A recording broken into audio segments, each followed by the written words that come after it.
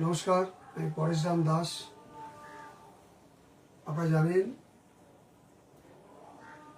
যে ক্যানিং পশ্চিম থেকে 2021 থেকে 2026 পর্যন্ত আমি আপনাদের আশীর্বাদ, আপনাদের সমর্থনে ক্যানিং পশ্চিম থেকে আমি বিধায়ক হিসাবে কাজ করেছি। বিধায়ক হিসাবে মানুষের পাশে থাকার চেষ্টা করেছি, উন্নয়ন করেছি, মানুষকে সাথে নিয়ে এই এলাকার শান্তি, সম্প্রীতি, ভালোবাসা বজায় রাখার চেষ্টা করেছি। আজ ক্যানিং বিভিন্ন দিকে রাস্তাঘাট ডেভেলপমেন্ট, বিভিন্ন দিকে আলোয় আলোকিত, ছোট ছোট শিশু থেকে বৃদ্ধ পর্যন্ত, ছাত্রছাত্রী, কলেজ পড়ুয়া থেকে আরম্ভ করে সমস্ত মানুষ আজকের ক্যানিংয়ের মানুষের, ক্যানিংয়ের যে উন্নয়ন, ক্যানিংয়ের যে কাজ, ক্যানিংয়ের যে সুন্দর পরিবেশ আপনারা দেখেছেন। বিভিন্ন জায়গায় পার্ক হয়েছে, বিভিন্ন জায়গায় মানুষের জন্য ড্রেনেজ, রাস্তাঘাট, বিভিন্ন কাজ আমরা করেছি।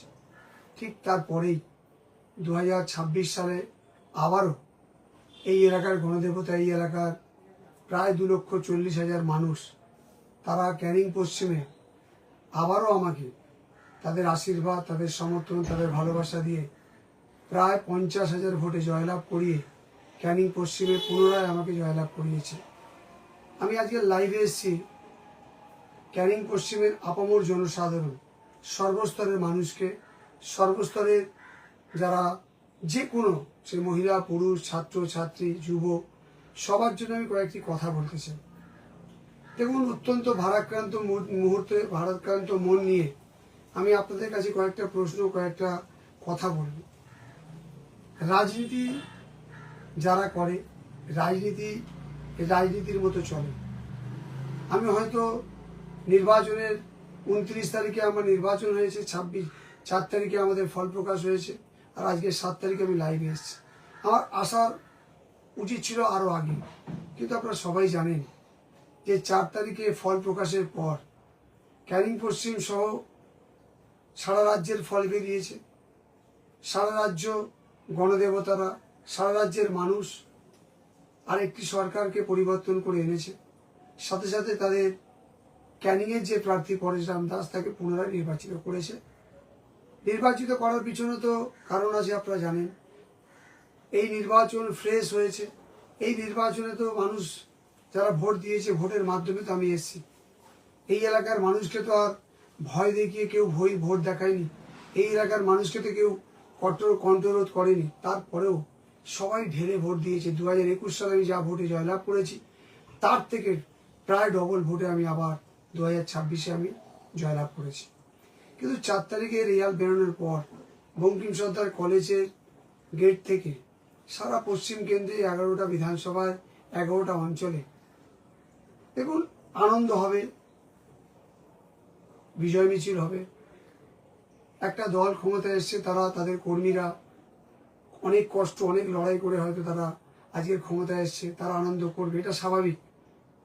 যে দলই ক্ষমতা আসবে তারা আনন্দ আসবে, কিন্তু আনন্দটা একদিন দুদিন, আপনারা সারা জীবন আনন্দ করুন, কিন্তু আপনাদের কোনো আনন্দে কোনো মানুষ নিরানন্দ হবে, কোনো মানুষের হৃদয় কাঁদবে, কারোর চোখে জল পড়বে।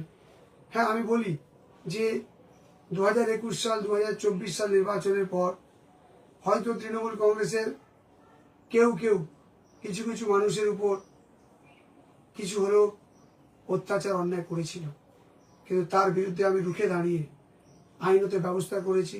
কর্মীদের, নেতৃত্বদের উপরে আমি কিন্তু লাগাম টেনে সমস্ত বন্ধ করিয়েছি। ক্যানিং বাজার সহ বিভিন্ন এলাকার বাজারে আজ তো কোনোদিনের জন্য কেউ বলতে পারবে না যে ব্যাপক পরিমাণ এখানে অন্যায় হতো বা এখানে কোনো তোলাবাজি হতো। এই তো ক্যানিংয়ের জনগণ, ক্যানিংয়ের বাজারের সর্বস্তর মানুষের কাছে আমার আবেদন যে ক্যানিং কোনোদিনের জন্য কি কেউ তোলাবাজি করেছে, কেউ কি আপনাদের উপর অন্যায় অত্যাচার করেছে? পরেশ দাস যতদিন আছে, এখনও আছি, আজকে প্রত্যেকটা মানুষের সাথে মিলেমিশে হাসি, পরিবারের মতো আমি মিশেছি, আপনাদের সঙ্গে চলেছি, আপনারাও চলছেন। কিন্তু যেভাবে প্রায় 2 থেকে 250, দেখুন একটা দলের কর্মী, সে আজকে তৃণমূল কংগ্রেস করছে, কেউ বিজেপি, কেউ কংগ্রেস, কেউ সিপিআই, যে কোনো দলের কর্মী একটা দলের আইডিওলজিকে নিয়ে তারা পার্টিটা করে, কিন্তু পার্টি করার পর তাদের তাদের ঘর বাড়ি ভাঙচুর, তাদের মহিলাদের উপর অত্যাচার। আমি বলছি না যে বিজেপির কেউ করেছে বা বিজেপি সবাই করেছে। বিজেপি যারা দুর্দিন থেকে লড়াই করেছে, বিজেপি যারা সংগঠন করেছে, আমি নিশ্চিত তাদের সঙ্গে যুক্ত নয়। কিন্তু যারা নতুন করে বিজেপির মধ্যে ঢোকার চেষ্টা করেছে, যারা নতুন করে বিজেপিতে কিছুদিন আগে ঝান্ডা ধরে জয়লাভ করে ঢুকেছে, সেই ধরনের মানুষগুলো তাদের কিছু কিছু আখের গোছানোর জন্য কারোর ফিশারি দখল, কারোর দোকানে তালা মেরে দিয়ে ফোন নাম্বার দিয়ে বলছে পরে দেখা করবে, খুলে দেবো টাকার বিনিময়।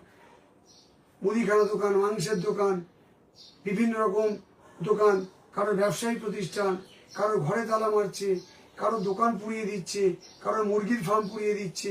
প্রত্যেকটা বাড়িতে বাড়িতে গিয়ে যে অত্যাচার যারা করছে, বেশ কয়েকটি ক্রিমিনাল তারা কিছু মানুষদের কয়েকটা ইয়াং জেনারেশনকে যুক্ত করে নিয়ে তাদেরকে ভুল পথে পরিচালিত করছে, এই অন্যায় করছে। আমি বলি, যারা সত্যি ভারতীয় জনতা পার্টির যারা কর্মীরা আছে, তাদের মধ্যে যুক্ত অনেকেই নেই, আমি জানি। আপনারা প্রতিবাদ করছেন, আপনারা লাইভ করে বলছেন যে এটা করা যাবে না, বরখাস্ত করা যাবে না। আমি বলতে চাই, দেখুন, আমি তো বিধায়ক হয়েছি আবার দ্বিতীয়বার। রাজ্যে যিনি ক্ষমতায় এসেছেন, যিনি মুখ্যমন্ত্রী হবেন, সেই মুখ্যমন্ত্রীর আন্ডারে আবার আমরা আইনসভার একজন সদস্য, বিধানসভা আমাদের মাধ্যমে আইন পাস হবে বিধানসভায়। আমরা আবার এই রাজ্যের এই পশ্চিম বিধানসভা সহ বিভিন্ন জায়গায় ডেভেলপমেন্ট হবে। কিন্তু আমি অনুরোধ করবো আপনাদেরকে, যদি কোনো মনে হয় যে রাগ অভিমান, কারোর উপর অত্যাচার করব বা কাউকে মারবো পিটবো, কিছু অন্যায় করব, আপনারা আমাকে বলুন। আপনারা আমার উপর যদি কিছু করার থাকে আপনারা আমাকে করুন। আপনারা যদি মনে করেন আপনারা আমার বাড়িতে ভাঙচুর করুন, আপনারা আমার যা যা ক্ষতি করার দরকার আছে আপনারা করুন। কিন্তু আমি আপনাদের কাছে অনুরোধ করছি, যারা বা যারা করছে, দয়া করে, মায়েরা কাঁদছে, মেয়েরা কাঁদছে, যে বাচ্চারা কাঁদছে, বাড়ির অভিভাবকরা কাঁদছে, বৃদ্ধ বৃদ্ধারা কাঁদছে, কারোর বাড়িতে ভাঙচুর করবেন না, হুমকি করবেন না, কারোর উপর রাগ মেটাবেন না। এই রাগে অনেকে ব্যক্তিগত রাগ মেটাচ্ছে, এই আনন্দে অনেকে তার ব্যক্তিগত খার মিটিয়ে নিচ্ছে, রক্তাক্ত পরিস্থিতি করার চেষ্টা করছে। রাতের অন্ধকার যখন নেমে আসছে, বিভিন্ন জায়গায় টেলিফোনের মাধ্যমে আমার কাছে আসছে, দাদা আমাকে বাঁচাও, আমার অত্যাচার হচ্ছে, আমার বাড়ি ভাঙচুর হচ্ছে, আমার ঘরের টিউবওয়েল ভেঙে দিচ্ছে, আমার পাম্প ভেঙে দিচ্ছে, আমার ঘরের গয়নাগাটি নিয়ে চলে যাচ্ছে, আমার টিভি ভেঙে দিচ্ছে। দেখুন, আমার বিধায়ক কার্যালয় যেভাবে ভাঙচুর হয়েছে, সারা ক্যানিং পশ্চিমের মানুষ দেখেছেন।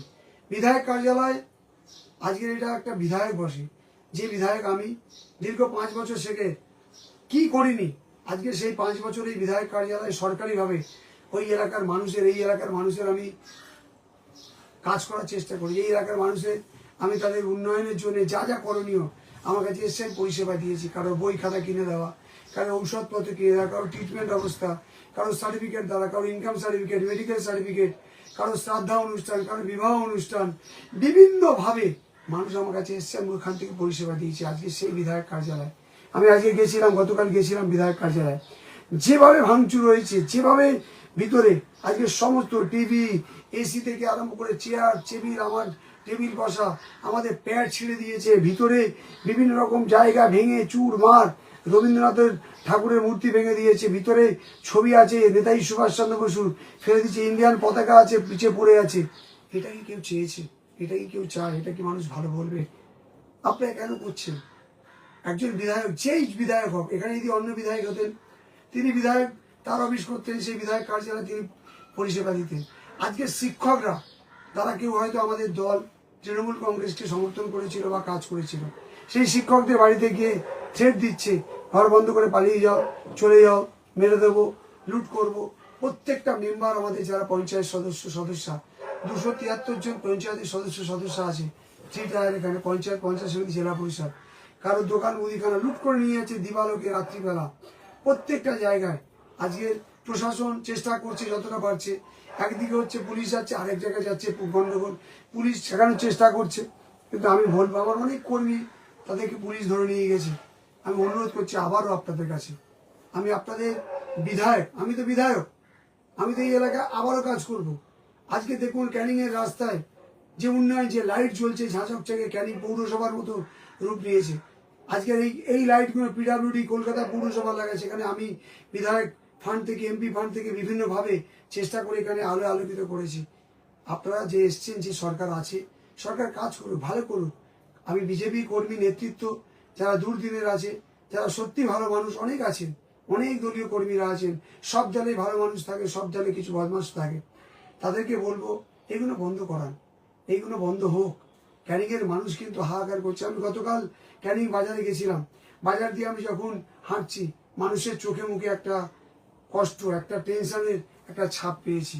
কেন মানুষ ভয়ে থাকবে? কেন মানুষ জিতলে মানুষ আনন্দ করবে, মানুষ উদ্বেলিত মন দিয়ে করবে, কিন্তু ভয় যখন, সন্ত্রাস ভয় যদি ঢুকে যায়, তাহলে কিন্তু সেই আনন্দ কিন্তু নিরানন্দ হবে। আমি তাই আপনাদেরকে বলবো, সর্বস্তরের মানুষের কাছে আমার আবেদন, আর ক্যানিং পশ্চিমের গণদেবতাদের কাছে আমার অন্তরের অন্তঃস্থল থেকে আমি দেরি হলো, আমি আবার আবেদন করছি, আপনারা ভালো থাকুন, সুস্থ থাকুন। আপনাদের ছেলে পরেশ দাস আছে, আমি সেই প্রথম দিন থেকে আজও আছি, আগামীতেও থাকবো, আমি ক্যানিংয়েই থাকবো। আপনারা সবাই সুখে থাকুন, ভালো থাকুন, শান্তিতে থাকুন, পরিবার পরিজনকে নিয়ে ঠিক থাকুন। আর যারা এইসব ঘটনা করছে এগুলো বন্ধ করুন দয়া করে। আর আমি আপনাদের বলবো, আপনারা যে মার্জিনে আমাকে আবার জয়লাভ করিয়েছেন, প্রায় 45,000 প্লাস 50,000 ভোটে জয়লাভ, এ আমি চিরঋণী, চিরকৃতজ্ঞ। 5 বছর যে কাজ করেছি, আবারও আমি কাজ করার চেষ্টা করব, আবারও আপনাদেরকে নিয়ে এই এলাকার উন্নয়ন, এই এলাকার শান্তি বজায় রাখবো। আমি সর্বস্তরের প্রশাসনকেও আবেদন করছি, আপনারা দেখুন, আমি পশ্চিমবঙ্গের আইনসভার সদস্য, আমাদের মধ্যে বিধায়ক 294 জন, তারা আইন তৈরি করে বিধানসভা, আর সেই আইন প্রণয়ন হয় রাজ্যে। তাই সেই আইনসভার সদস্য হিসাবে আমি আপনাদেরকে বলি, আপনারা সবাই ভালো থাকুন। যে সরকার আছে সেই সরকারকে আমি শুভেচ্ছা অভিনন্দন জানাই। আপনারা ভালো কাজ করুন, সবাই মিলেমিশে, অন্তত মিলেমিশে আনন্দে একসাথে থাকি। দলীয় অফিসগুলো ঝান্ডা লাগাচ্ছেন কেন? দলীয় অফিস ঝান্ডা লাগবে কেন? আমি যখন ছিলাম, আমি যখন 5 বছর আগে ছিলাম, আবারও 5 বছর এখানে আছি। কেউ বলবে যে 5 বছর দলীয় অফিস, হ্যাঁ 2-1টা জায়গায় হয়তো করেছি, কেউ না কেউ করি, তার বিরুদ্ধে কড়া আমরা স্টেপ নিয়েছি। আমরা তো সমস্ত মানুষ। আমার বিজেপি যারা দলীয় লোক, তারা কি আমার কাছে আসতো না? তারা আসতো, তাদের পরিষেবা প্রয়োজন। আমি কোনোদিন দল রং দেখেছি? আমি কাজ করেছি। তাদের বাড়ির ছেলেমেয়েরা আসতো, তাদের সার্টিফিকেট, তাদের কোনো প্রয়োজন, বই খাতা, যে কোনো মানুষ। আমি তো এই এলাকার সবার জনপ্রতিনিধি, আমি সবার হয়ে কাজ করেছি, আবারও করব। তাই বলবো, এই অন্যায়, এই যে ঘটনা ঘটছে, আমি আজকে বিভিন্ন অঞ্চলে গেছিলাম, 15-20টা বাড়িতে ঘুরেছি, যেই সব বাড়িতে ভাঙচুর করেছে তারা কাঁদছে, আর্তনাদ, সেই সব বাড়ির সাথে দেখা করে কথা বলে এসেছি। বন্ধ করুন, শান্তি বিরাজ থাক ক্যানিং পশ্চিমে। আর ক্যানিং পশ্চিমের গণদেবতাকে আমার অন্তঃস্থল থেকে আবার প্রণাম, শ্রদ্ধা। সর্বস্তরের মানুষকে আমার অভিনন্দন। ভালো থাকুন, আমি আছি, আমি আপনাদের পাশে থাকবো।